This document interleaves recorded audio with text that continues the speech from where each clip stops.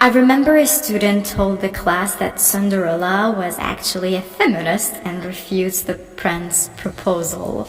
You will be amazed by how creative students can get. This is a funny activity and all you gotta do is just write some titles on cards. The second one is commercial time.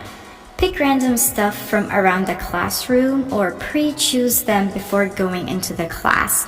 Stuff like pens, staples, purses, mugs, tea bags, lipsticks, literally any item will do the trick. Put them in a bag and ask each student to take an item without looking, and don't explain anything to them. Let them get curious.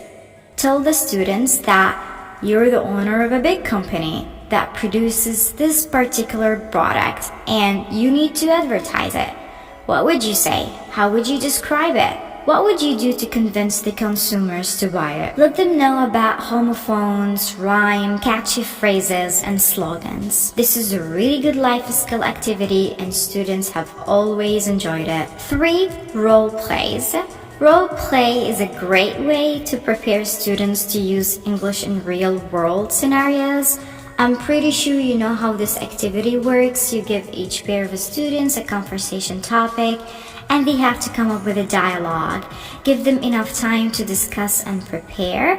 I'm gonna share with you some fun everyday dialogues that I've been using with my students. The first one, the setting is a phone call between two friends and phoning a friend inquiring about a job position. The second one is at a store, a mother and a daughter, and they're shopping for a dress for a birthday party. This one is pretty good actually. The third one is more practical, an interviewer with an interviewee, and the topic is obviously a job interview. The fourth one is my favorite, and I feel shameful to say that, but I said it anyway. It's like two neighbors sipping coffee together in the morning and gossiping.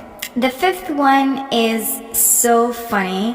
A father and a son, or a mother and a daughter, whatever, and like one of the parents teaching math to their child. The sixth one is cheesy. A waiter and a customer, and the customer complaining about the food. The seventh one is also a favorite because you get the students to be in your shoes. So it's like basically a teacher and a student, and the student complaining about his or her mark. The last one is in a taxi between a driver and a passenger, and the topic is given directions. The last activity is 2 words for 2 minutes. Let me explain. You'll distribute some cards that has 2 to 3 words maximum, like these ones.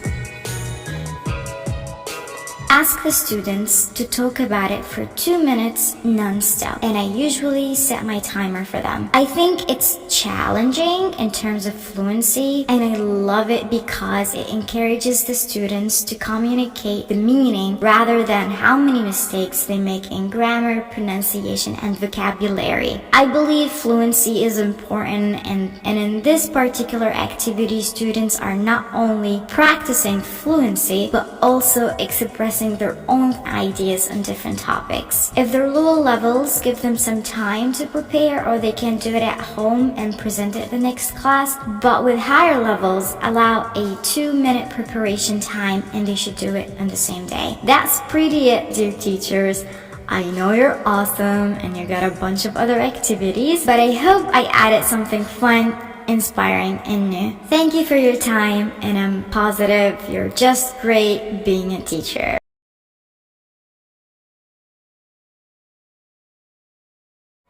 I remember a student told the class that Cinderella was actually a feminist and refused the prince's proposal.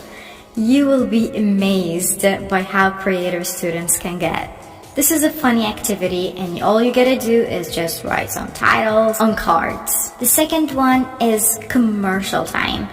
Pick random stuff from around the classroom or pre-choose them before going into the class.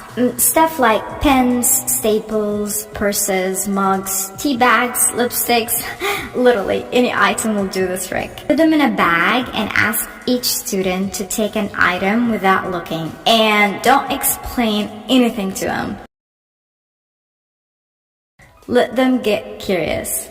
Tell the students that you're the owner of a big company that produces this particular product and you need to advertise it. What would you say? How would you describe it? What would you do to convince the consumers to buy it? Let them know about homophones, rhyme, catchy phrases, and slogans. This is a really good life skill activity and students have always enjoyed it. 3. Role plays. Role play is a great way to prepare students to use English in real-world scenarios. I'm pretty sure you know how this activity works. You give each pair of students a conversation topic and they have to come up with a dialogue. Give them enough time to discuss and prepare.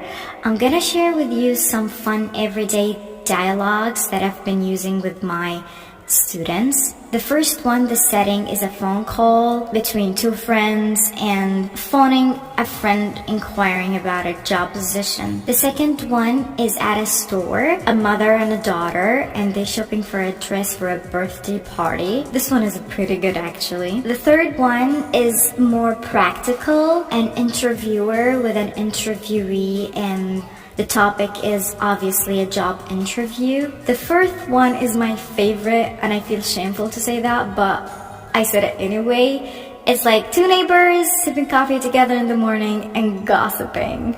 The fifth one is so funny. A father and a son, or a mother and a daughter, whatever, and like one of the parents teaching math to their child. The sixth one is cheesy. A waiter and a customer, and the customer complaining about the food. The seventh one is also a favorite because you get the students to be in your shoes. So it's like basically a teacher and a student, and the student complaining about his or her mark. The last one is in a taxi between a driver and a passenger, and the topic is given directions. The last activity is 2 words for 2 minutes. Let me explain. You'll distribute some cards that has 2 to 3 words maximum, like these ones.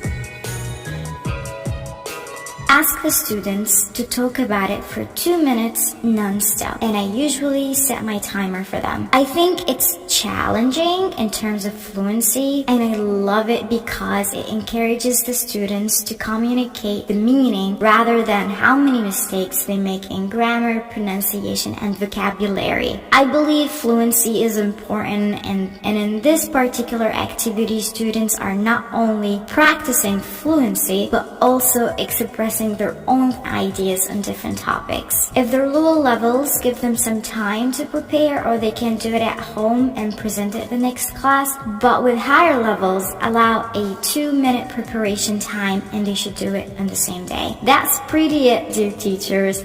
I know you're awesome and you got a bunch of other activities, but I hope I added something fun, inspiring, and new. Thank you for your time, and I'm positive you're just great being a teacher.